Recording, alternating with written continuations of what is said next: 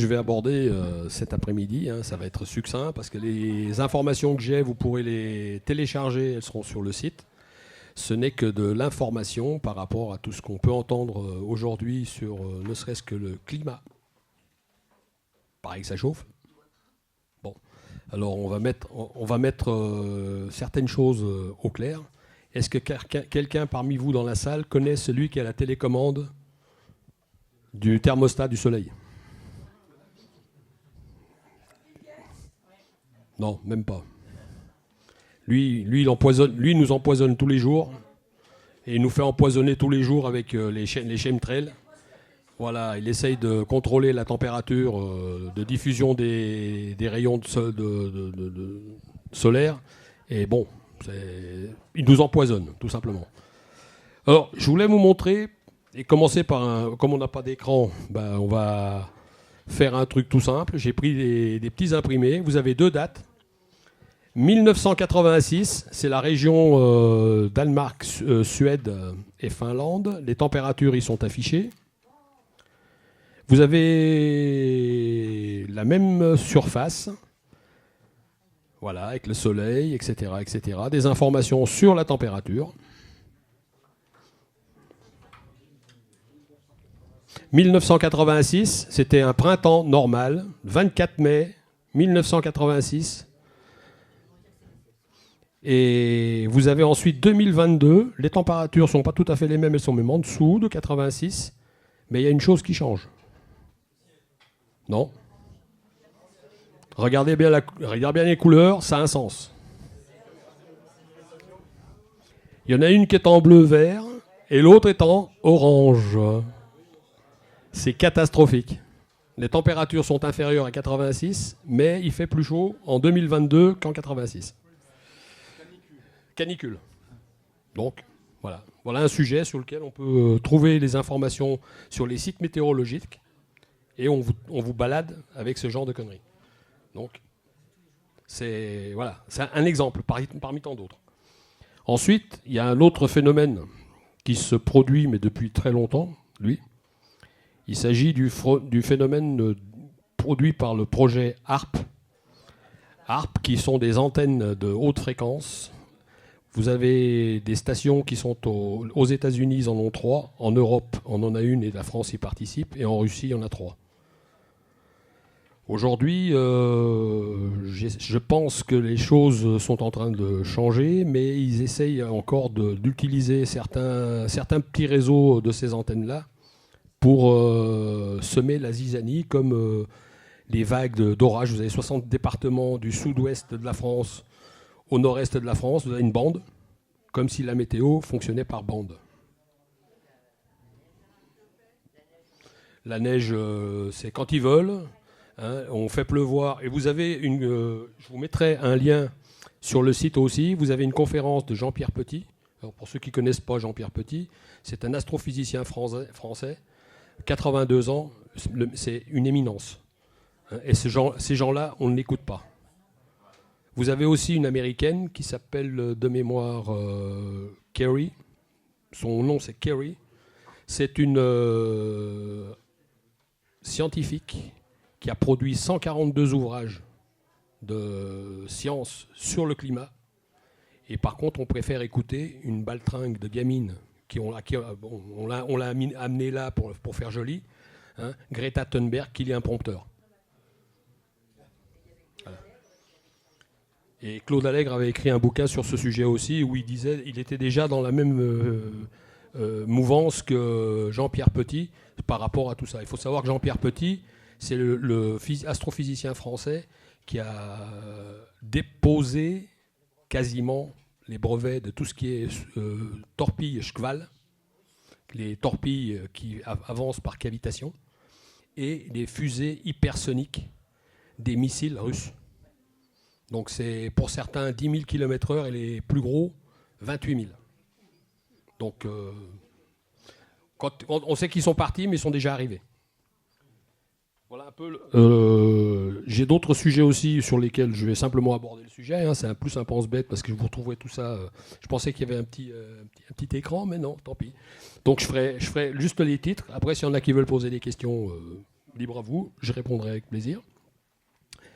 Vous avez 5 faits scientifiques surprenants sur le climat de la Terre, dont un qui m'a sauté aux yeux. J'avais fait une visite au Futuroscope sur une attraction, et il est abordé le sujet de la carte de Piri-Reis, qui est la duplication exacte de l'île du pôle sud, parce qu'il faut savoir que sous la glace, il y a de la Terre, et les contours au centimètre près sont à l'identique.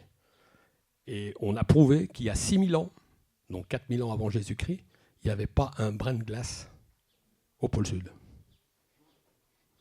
Donc, qu'on nous explique que la planète se réchauffe, il y a quelques années en arrière, ça devait être beaucoup plus chaud. Vous prenez la même chose au Mont Blanc.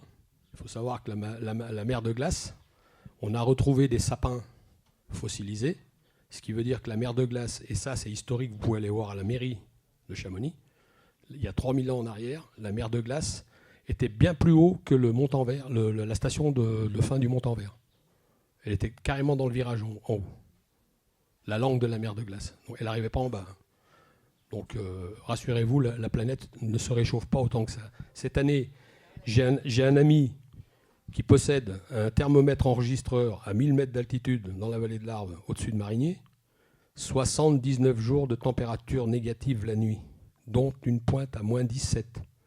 Et qu'on vienne me dire qu'il a fait froid ou qu'il n'a pas fait froid, c'est juste une histoire de sensation. La journée, il a fait moins froid que certaines autres années, mais la nuit, d'ailleurs, on peut continuer à le constater, il ne pleut pas beaucoup, mais la végétation est très verte. Pourquoi ? Parce que vous avez des points de rosée le soir qui sont très importants. Donc la végétation se nourrit de la rosée.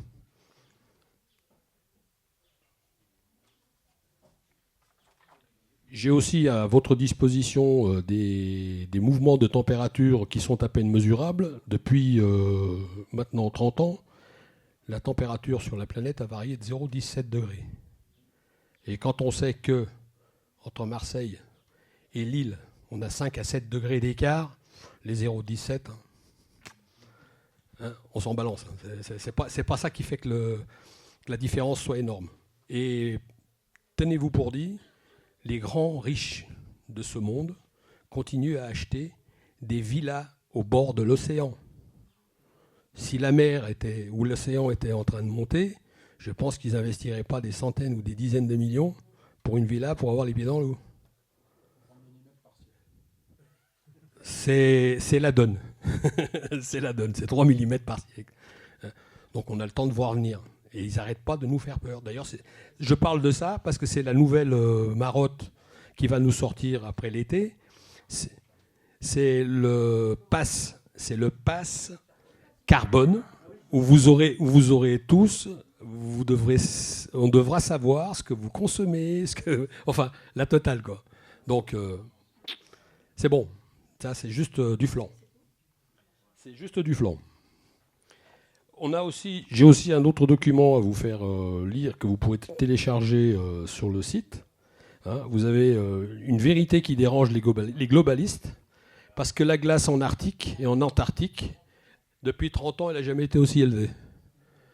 Alors ça fond. Il paraît que ça fond. Bon. Alors je vous souhaite à tous de faire une petite expérience, surtout pour vos enfants et vos petits-enfants. Prenez un verre. Mettez 5 glaçons dans ce verre. Vous le remplissez, mais alors à ras-bord. Et vous laissez fondre la glace. Et vous verrez ce qui se passe. Vous serez étonné du résultat. Ah non, ça ne déborde pas parce que la glace prend 20% de surface que l'eau. Donc quand on vous dit que la glace des pôles fond, l'océan monte, c'est une hérésie. C'est la première chose qu'il faut faire, montrer à vos gamins, vos petits-enfants, vos enfants, 5 glaçons dans un verre, vous remplissez à ras et vous laissez. Vous verrez, une demi-heure après, le doute n'est plus permis. C'est des expériences très simples, c'est cours élémentaire. Et puis j'ai ici aussi un rapport de l'université Joseph Fournier de Grenoble, où j'avais entendu lors de la première conférence à laquelle j'avais assisté du CGES à Thonon, on parlait des jeunes qui parlaient de... Comment on appelle ça? De CO2. C'est le CO2 qui va nous dynamiter. Alors, il faut savoir qu'actuellement, les études qui sont faites, et ça dérange les climatologues qui sont pour le réchauffement climatique, les études qui sont faites, le taux de carbone dans l'air est de 0,3%. D'accord ? La seule chose qui contribue réellement au réchauffement et à l'effet de serre, quand on a une planète qui est à 75, qui a voire 80% d'eau, si vous reprenez vos cycles qu'on vous a racontés sur le cycle de l'eau, entre la pluie, les rivières, les ruisseaux, enfin tout le cycle jusqu'à la mer, ensuite évaporation, vous avez plus de 90% d'effet de serre, c'est l'eau. C'est l'évaporation de l'eau, et non pas le CO2. Au-delà de 3%, on serait mort. À 0,3%, c'est négligeable. Et aujourd'hui, les seuils ont plutôt tendance à diminuer, parce que le plancton, lui, est un dévoreur de CO2. Donc voilà un peu ce que j'avais à vous annoncer, comme ça, but en blanc, pour participer un peu à l'après-midi entre le vieux. Et vous aurez tous ces éléments-là avec 2-3 petites vidéos que vous pourrez visionner et télécharger, qui seront sur le site. Et libre à vous d'en faire bon usage. Libre à vous d'en faire bon usage. Merci pour votre écoute. Et si vous avez des questions... Alors, des questions. Tiens, prends ce micro-là. Quel est le nom du site de l'État de Savoie? Alors, bonne question. J'ai pas tout en tête, mais c'est le sénat-savoie-gouv.net. Voilà, on a notre nouveau site qui est en cours de construction, qui est bientôt qui sera bientôt opérationnel. Voilà, exactement, qui est un peu plus gouvernemental, on va dire. Est-ce que vous avez encore des questions? Pour la petite histoire, Jean-Pierre Petit, dernièrement, Jean-Pierre Petit nous a parlé de la comment ça s'appelle, les torpilles Xval. Non, mais la DMH, non, la HDMA. Ouais, c'est des trucs électromagnétiques. Voilà. Enfin bref, son système qui lui permettait d'aller plus vite que le son dans l'eau et plus vite, comme tu as dit, 10 000 km/h dans l'atmosphère. Donc les Russes, les Anglais, les Américains ont récupéré ces travaux et ont mis en œuvre ça il y a 30 ans. Et dernièrement, il a témoigné, sur Sud Radio avec... comment il s'appelle ? Berkoff, et puis l'autre, c'était le journaliste habitué à la science et aux ovnis aussi. Bourré, voilà. Et il disait, le gouvernement français m'a demandé de faire un résumé sur la MHD. Voilà, MHD, oui. MHD, magnéto, je sais pas quoi. Et donc, moi, j'avais entendu Jean-Pierre Petit il y a déjà 20 ans. J'ai communiqué avec lui il y a 20 ans justement sur le bingo fuel, qui est le gaz de houille qui a été utilisé à Genève pour les orfèvres pendant des années et qu'on pourrait utiliser assez facilement. Et on lui a demandé donc un résumé sur la MHD. Il a dit, de toute façon, ça ne sert à rien, vous avez pris 30 ans de retard. Et le gars lui dit, mais comment ça ? Il lui dit, il faut former des équipes techniques, des scientifiques. Il faut aborder une science que vous avez refusé d'aborder parce que vous l'avez décrétée hérétique presque. Donc aujourd'hui, nos concurrents ont 30 ans d'avance et nous avons 30 ans de retard. C'est-à-dire que nous serons prêts dans 30 ans. Voilà. Ils ont découvert qu'ils avaient des torpilles à 120 km/h, les Français, je crois, maximum. Aujourd'hui, les Russes, leur système permet par cavitation, elles avancent entre 600 et 800 km/h. Voilà. C'est-à-dire qu'un porte-avions américain de 340-360 mètres, dans le sens de la longueur, elle passe à travers. Il n'y a même pas besoin de charge explosive. C'est ça. C'est-à-dire que c'est juste l'objet qui vole. Il a une telle énergie, E égale mc carré. Il vole tellement vite qu'en fait, il crée une déflagration énorme. Et même Jean-Pierre Petit disait, je les voyais passer dans la stratosphère. Et il faisait des petits tirets comme ça et il comprenait que c'était quelque chose qui allait très très vite puisque ils allaient plus vite qu'un satellite évidemment. Donc nous, voilà au point où on en est en France et en Savoie évidemment, puisqu'on ne fait que suivre et que évidemment nul n'est prophète en son pays et que des gens comme Jean-Pierre Petit sont dénigrés malheureusement. C'est un monstre de connaissances, ce mec. Ouais, ouais. Et il a tout essayé, il a tout mis en pratique, il a théorisé toutes les recherches qu'il a pratiquées. Et c'est vraiment dans ce domaine certainement l'une des plus grosses pointures au monde aujourd'hui. Oui, il a fait avec David Davidovich, il a fait la démonstration que les pyramides étaient faites en béton. Voilà. Ouais. Il y a 20 ans, moi j'ai le bouquin depuis au moins 10 ans, et en fait, ça n'explique pas tout, mais ils avaient réussi à faire un béton à base du calcaire le long du Nil. Et donc, il n'y avait pas de pierre taillée, tout ça c'est bidon, quoi. Ils avaient des petits sacs de ciment dans le dos, et ils les entassaient. Et il a même expliqué pourquoi il y avait des niveaux différents. Et quand on soulève une pierre, on a des creux. C'est parce qu'il tapait dessus. Et voilà, moi je suis petit-fils de tailleur de pierre. Aucun tailleur de pierre ne fait sortir de l'atelier une pierre qui n'est pas d'équerre et qui aurait des bosses d'un côté et des creux de l'autre. C'est juste délirant comme travail. Donc en réalité, il y a 52 étages en 2 fois 26. Et en fait, c'est parce qu'ils avaient juste des planches de coffrage qu'ils changeaient en fonction de la hauteur dont ils avaient besoin. Voilà. Ce qui fait qu'il n'y a pas une pièce. À l'intérieur, il n'y a pas une pierre d'équerre. Voilà. Et ce qui fait que ça résiste au tremblement de terre, puisqu'elle se repositionne dans les cavités. Elle se repositionne à chaque fois quand ça bouge.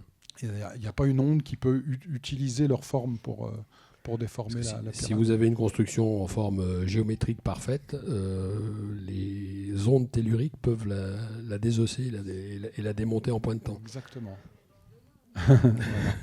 Ça aussi, ça va être des sujets qu'on va aborder en Savoie. Comment créer de façon durable avec le matériel qu'on a autour de nous, c'est-à-dire les arbres, parce que je vous signale qu'on est en pénurie de bois dans les revendeurs, hein. Mais moi, je ne vois pas de pénurie dans la nature. Donc, il faudra qu'on m'explique où est-ce qu'il part le bois. Hein. On n'a plus de planches de coffrage en Savoie. Ouais, c'est exact. Voilà, on a fait le tour. Si vous n'avez pas de questions, merci pour votre écoute. Exactement, c'est ça, c'est du bois chinois. Oui, le facteur cheval, s'il y en a qui ne connaissent pas, le monument dans le sud, là... dans la Drôme. C'est une idée. Hein. Après, il a passé plus de temps à ramasser des cailloux à distribuer le courrier, je crois. Tu peux faire des... Oui. Ah, mais le palais, il est ce qu'il est. Mais bon, pour lui, c'est l'idéal. Après, on rentre pas dans toutes les pièces. Oui, mais tu peux faire des constructions en papier. Il aurait pu prendre les enveloppes. Il aurait pu prendre des enveloppes. Ok.